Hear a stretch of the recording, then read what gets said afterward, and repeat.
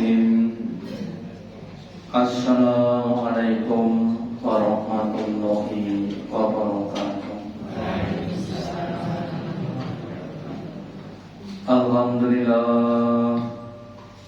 Alhamdulillahilladzi at'amana bi nikmatil iman wal islam. Asyhadu an la ilaha illallah wahdahu la syarika lah wa asyhadu anna Muhammadan abduhu wa rasuluhu la nabiyya wa la rasula ba'da. Allahumma shalli ala Muhammad wa ala ali Muhammad kama shallaita ala ali Ibrahim innaka Hamidum Majid. Wa barik ala Muhammad wa ala ali Muhammad kama barakta ala ali Ibrahim innaka Hamidum Majid. Qala Allahu ta'ala fi kitabihil karim. A'udzu billahi minasy syaithanir rajim. Ya ayyuhalladzina amanu ittaqullaha haqqa tuqatih wa la tamutunna illa wa antum muslimun.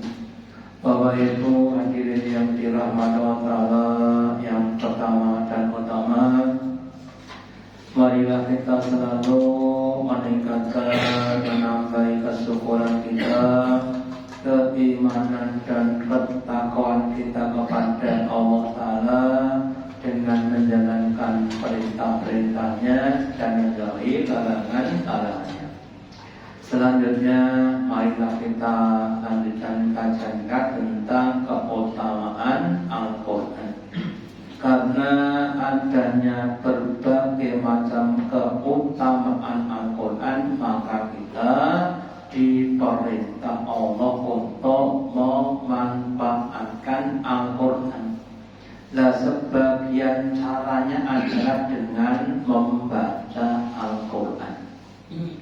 Nabi bersabda, wahai umatku, wahai umat Islam, iqra'ul Quran, bacalah oleh kamu tentang Al-Quran. Kenapa harus baca Quran? Fa'innahu sayati yaumal qiyamah syafi'an li ashabihi.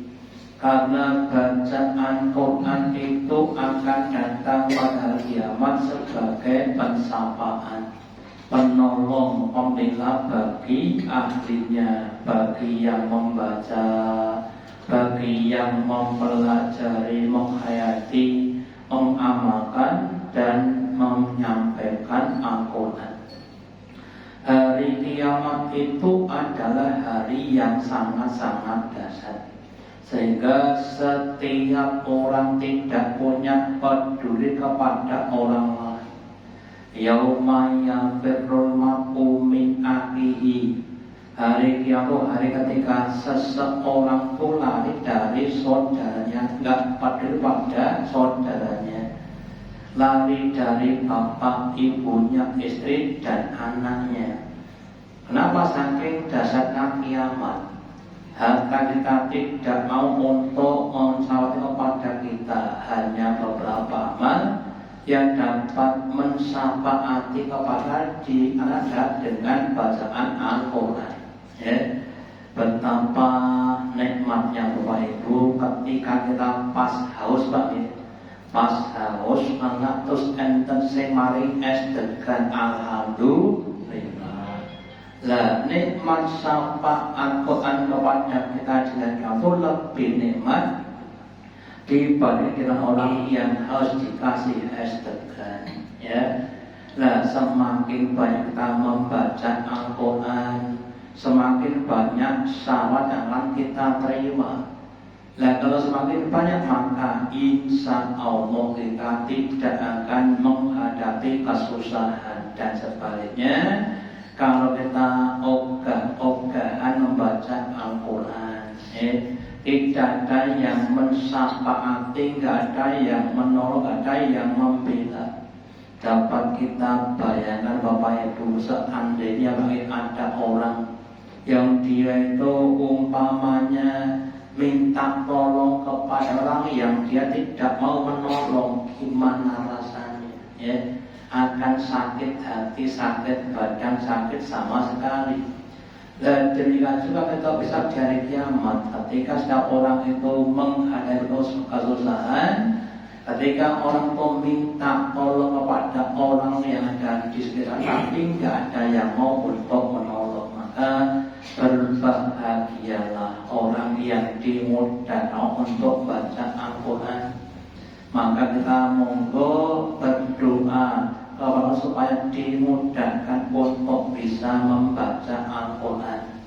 Ya, mudah membacanya, ada kesempatan waktunya, ada maunya, ada ikhlasnya, ada sabarnya. Ya.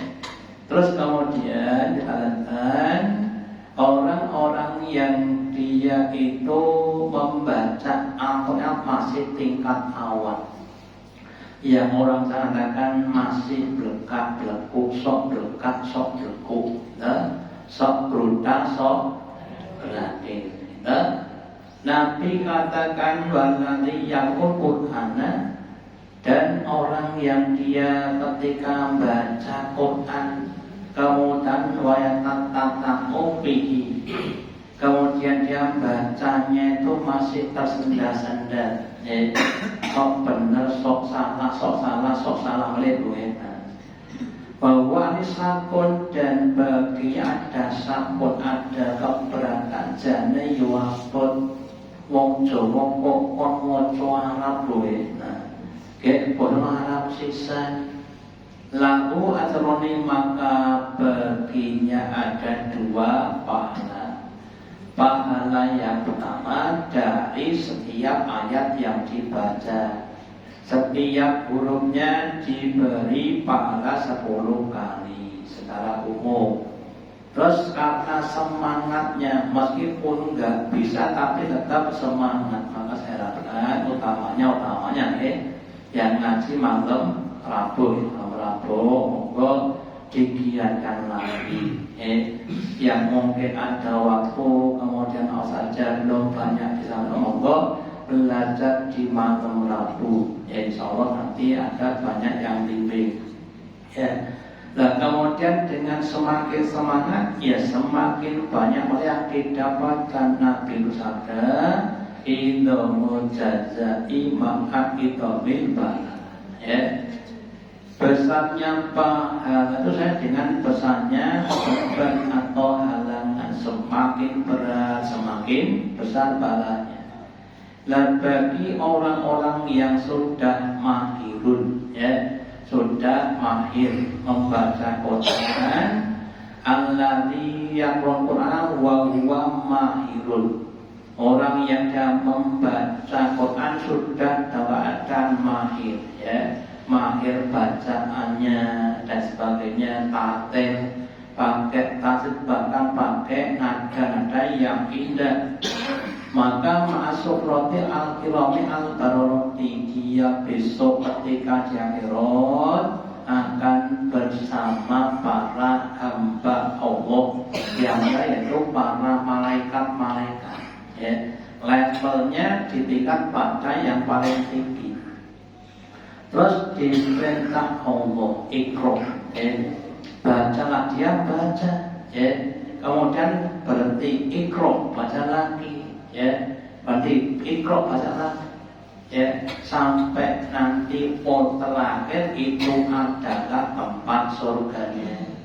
Ikro baca sampai tingkat 5, ikro lagi, ya, tingkat 10 dan seterusnya, ya.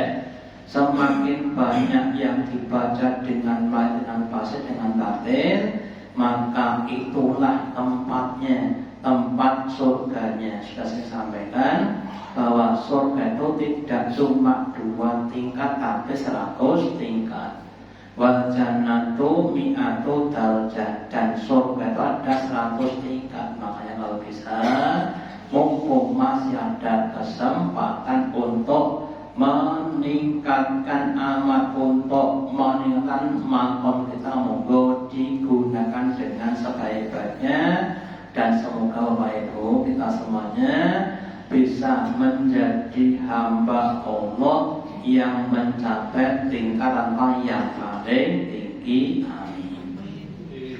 Kemudian setelah kita baca mungkin di rumah, mungkin di kendaraan pas kita melakukan perjalanan, perjalanan Mekah tekan Jeddah 10 jam kemudian enten mung tengok kalih turu kemudian kita baca Al-Quran atau dari Solo ke Surabaya dan sebagainya. Untuk kesempatan itu kemudian digunakan untuk membaca Al-Quran.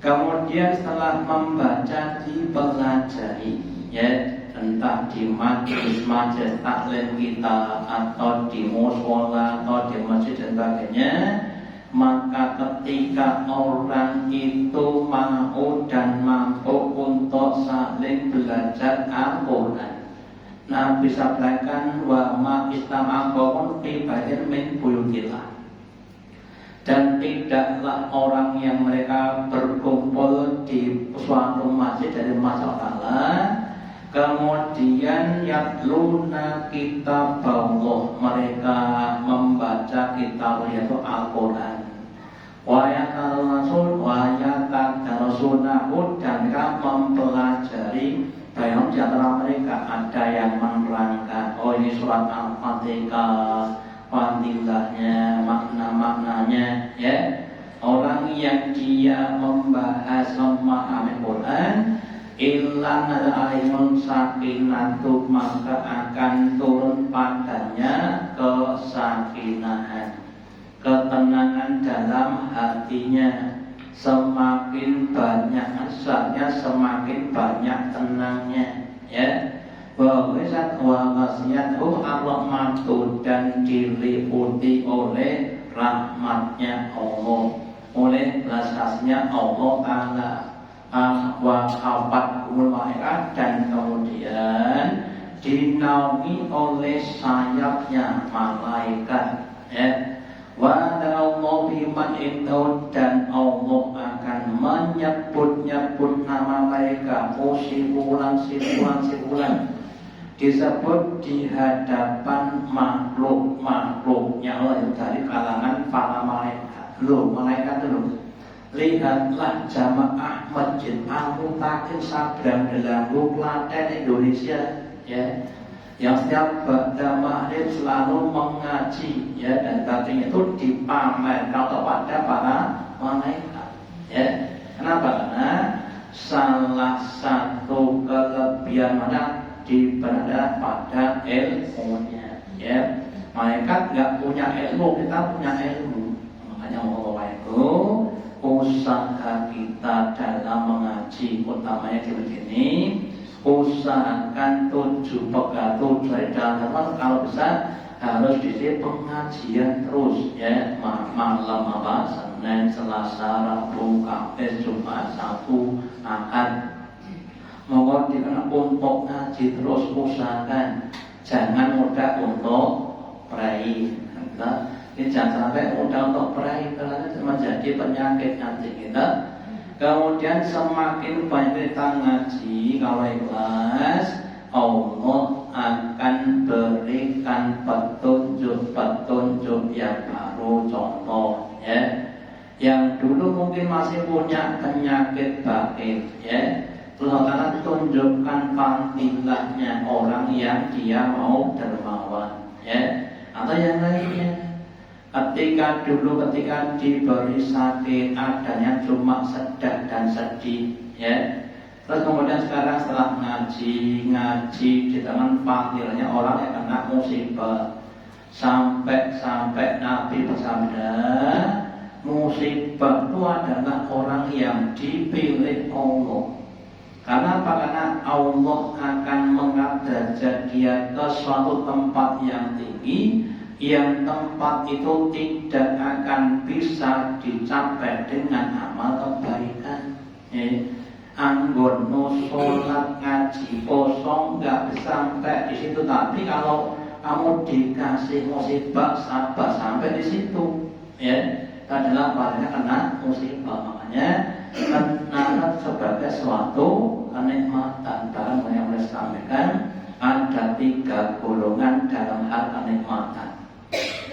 Golongan yang pertama yang paling rendah, kenikmatannya atau bahagia pada kenikmatan. Pas nikmat itu pas dia bahagia. Mau saya tahu saya tahu. Pas awak sehat, duitnya kata, hatinya bunga, saya tahu gampang. Orang-orang pada umumnya. Yang kedua bahagia justru pada musibahnya. Kenapa bisa? Karena ketika kena musibah dia semakin dekat kepada Allah. Nek lagi orang didit awak loro, take utangku sholat bengi nangis saged mboten. Sholat bengi terus karo nangis saged mboten. Nek ditekata nangis saged mboten. Ada yang begitu. Lah yang paling tinggi itu adalah kebahagiaannya, baik dalam suka atau duka dia berhusnudon kepada Allah. Diberi nikmat dia bahagia, diberi mudarat dia juga bahagia. Karena semuanya sudah ditetapkan dengan hikmahnya, dengan hakimnya, maka dia terima dengan lapang dada. Makanya Bapak Ibu, kalau kita masih di level pertama, monggo naik di level yang kedua. Yang kedua, monggo naik pada level yang ketiga, sehingga nanti kita akan semakin bahagia dengan apa yang ada. Kemudian kalau kita pada kegiatan kita ketika Ramadan, biasanya pas Ramadan itu sama berlomba-lomba baca Al-Quran 1 juz 2 juz 29 30 terus kataman, terus pesto kataman bakataman ora maca meneh, gitu rumangsa wis katam. Dan Nabi ngendika bahwa al-halu termasuk nama yang adalah al-halu al-murtaqilu. Apakah Allah itu adalah orang yang dia membaca Quran sampai rampung terus dimulai dari awal lagi. Fatihah, Baqarah, Ali Imran terakhir surat Ikhlas, Falaq, Nas rampung terus Fatihah lagi kemudian disebar lagi sampai mati di Bapak Ibu kerjasamanya berusaha untuk selalu mengatakan Al-Quran kalau bisa secara umum yang sudah ngaji lama monggo one day one juz 1 hari 1 juz 1 bulan 1 khatam Al-Quran. Yang belum bisa setengah juz jadi setengah juz nanti khatamnya 2 bulan sekali dan seterusnya Lah kalau setahun dari khatam bukan masalah kita jadi yang Bapak Ibu. Yang prinsip kita bermula jamak untuk membaca Al-Quran tadi Kemudian yang sudah khatam monggo ditingkatkan lagi.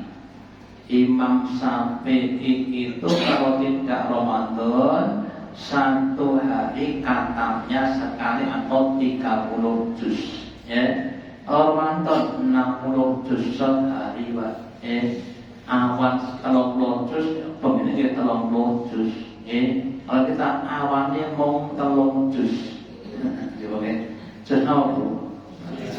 Juz jabu, juz mulai juz apa terus kita lanjutkan keluarga Allah ada orang kadang kalau diakoni dadi keluarga ningrat keluarga ningrat keluarga kerajaan pokoknya darah biru orang darah merah, ya. Maka dia merasa bangga dengan sebutan zaman dengan sebutan den Utawi Ndoro, gitu. Den Joyo zaman dia, Den Mato sama-sama kecil pada dia. Kalau kita bukan pakai den, ya kita pakai den antikos itu, gitu. Nah, bagaimana kalau itu diakui sebagai keluarganya Allah, tidak cuma keluarga dalam, ya tapi keluarganya Allah. Nabi bersabda, Inna lillahi ahlaini minan nas. Sesungguhnya Allah itu punya keluarga dari kalangan manusia. Loh, kemudian siapa yang diangkat sebagai ahlinya Allah itu? Ahlul Quran, ya. Mereka itu adalah ahli Al-Quran sebagai ahlinya Allah. Ahlullahi wa khosatuhu itu adalah keluarganya Allah dan orang-orang yang dikhususkan, orang-orang yang dipilih oleh Allah. Jadi kalau kita itu pengen jadi ahlullah, ahlinya Allah, keluarganya Allah, ya kita banyak-banyak membaca Quran, mempelajari Al-Quran, ya. Nah, kalau suatu saat ketika kita membaca, itu artinya Allah sedang berbicara kepada kita. Kita sedang wawancara dengan Allah Ta'ala. Sebenarnya ketika kita tidak baca Quran, ya kita nggak diajak bicara oleh Allah Ta'ala, ya.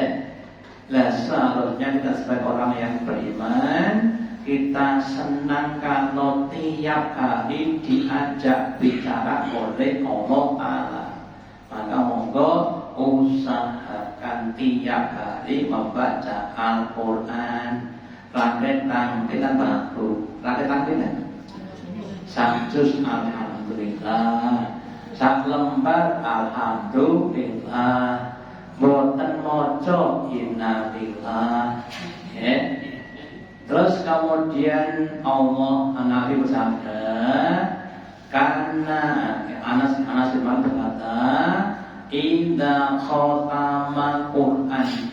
Anas bin Malik salah sahabat Nabi itu ketika kata Quran, jama'a ahlahu wa waladahu, dia kumpulkan istri dan anaknya, fada'alahu, maka kemudian Anas mendoakan untuk mereka supaya diberi keberkahan Al-Quran, ya.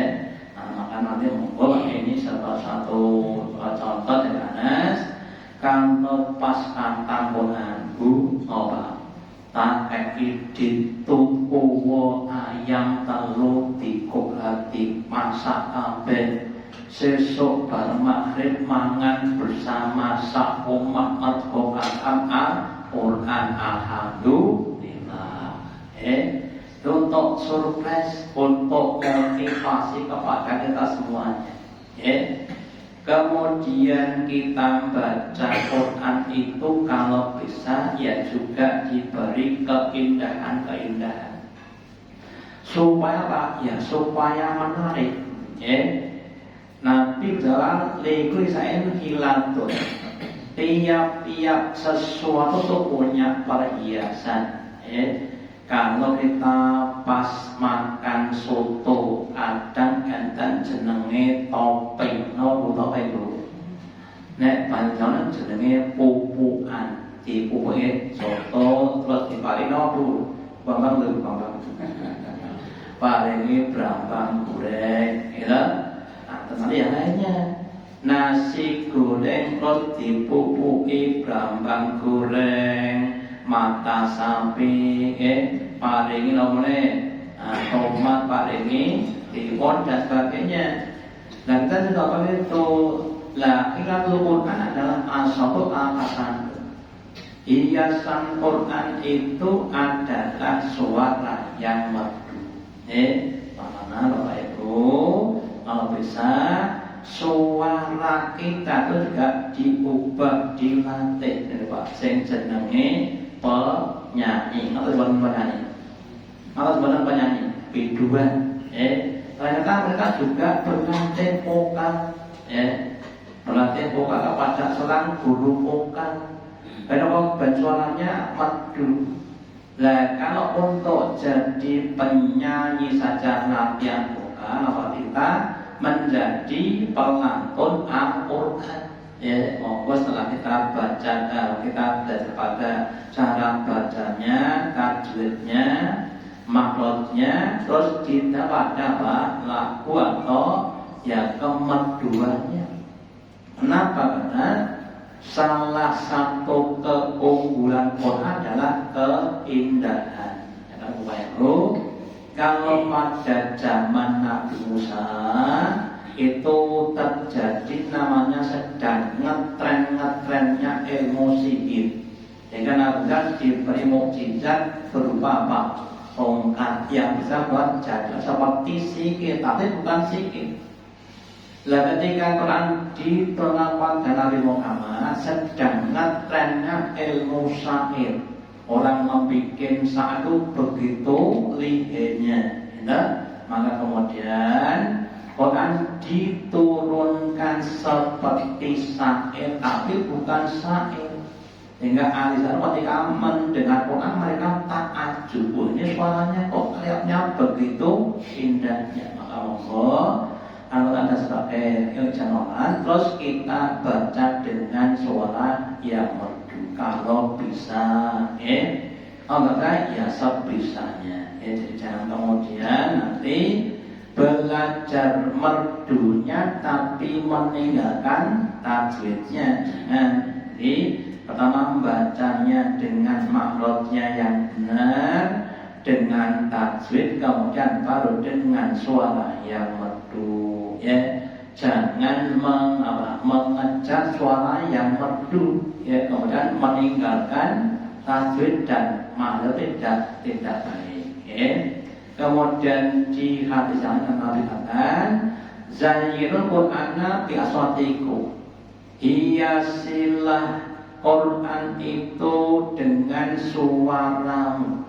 suaramu yang merdu, sehingga orang yang mendengarkan Quran itu kemudian menjadi tertarik. Suaranya begitu merdunya. Nah, demikian Bapak Ibu, dengan semakin banyak membaca Quran dengan merdu, insya Allah akan jadi kesenangan. Orang itu kalau melakukan perbuatan dengan senang, akhirnya akan menjadi suatu kenikmatan. Nikmat akan jadi kemampuan. Dan kalau kita itu tidak senang, itu jadi susah, jadi beban. Tapi kalau kita dengan senang, akan jadi kemudahan-kemudahan. Enten tiang kerja, karena kerja ini jahit. Tapi dia senang, maka nggak akan jadi cepat capek. Nek boten seneng banget, nek akan jadi capek. Makanya sebagian ulama mengatakan kalau orang yang mau masuk neraka dengan gembira merasa, kita tidak boleh kenal untuk masuk dalam surga. Saya belum rokok itu senang kok, kita besar pola senang. Makanya ini sholat, puasa, zikir, baca itu kalau bisa dilakukan dengan senang hati. Lah orang-orang yang sudah bisa melakukan sholat, zikir bareng dengan senang hati itu adalah orang-orang yang sudah dibuka hanya oleh Allah dengan kenikmatan tadi. Sedangkan yang belum berarti yang belum dibuatkan, maka monggo minta kepada supaya dibukakan hati kita. Terakhir Bapak Ibu, orang yang dia membaca Quran tapi hanya sampai di tenggorokan, nggak sampai di perutnya. Nabi bersabda, yakhrujun nasu min qibalil masjid. Nanti suatu saat akan datang orang dari arah timur sana. Fayaqra'una Qur'ana, dan mereka membaca Quran tapi la jawizu tilawatnya, mereka tidak pada tenggorokannya sampai di sini tok, artinya tidak diamalkan. Jadi bacanya Quran banyak merdu sekali tapi nggak pernah diamalkan. Kemudian diibaratkan yang rukuna minad-din, mereka itu keluar dari agama, kama yang rukusan min ruqyati, seperti panah yang lepas dari busurnya. Kalau kita lihat orang mana dan dibentangkan listrik itu kemudian dia keluar, nggak bisa balik lagi. Nanti juga ada begitu, orangnya rajin baca Quran tapi nggak mengamalkan Al-Quran. Ada cerita seorang profesor dari Jerman. Mereka itu pasti baca Quran, baca hadis, baca fikih, tapi agamanya Kristen. Kenapa? Karena memang dia dosen studi Islam, dia cuma mempelajari tapi tidak meyakini, bahkan dengan dia itu bahasanya lebih hebat dia, tapi nggak mengamalkan. Makanya Bapak Ibu, kita sama berusaha setelah membaca Quran terus dipahami, terus diamalkan dalam kehidupan kita sehari-hari. Meskipun kadang-kadang namanya kita itu punya musuh, namanya setan. Jane nggih ngerti ngrasani niku dosa, bahkan Allah mengibaratkan seperti lele pah, makan daging saudaranya sudah tahu, tapi sok-sok tesih ngrasani mergone nggih godhone setan. Jane tahu bahwasannya berbakti pada Allah banyak pahala, tapi juga kadang-kadang tergoda setan. Kadang sosok nek matur rodok banter sithik, kita sosok mata di luar atau yang lain. Makanya mari kita semuanya Bapak Ibu, setelah kita baca, kita pelajari, kita amalkan, terus kita dakwahkan kepada orang lain, sehingga diharapkan minimal di lingkungan kita itu banyak orang yang paham Quran, sehingga Allah akan memberikan kesakinahan kepada kita semuanya, sehingga menjadi badatun thayyibatun wa rabbun. Demikian yang dapat sampaikan pada manfaatnya. Allahumma taqabbal minna innaka antas samiul alim wa tub alaina innaka antal rahim. Akhir dengan doa majelis, subhanallah wa bihamdika asyhadu alla ilaha illa anta astaghfiruka wa atubu ilaik. Wassalamualaikum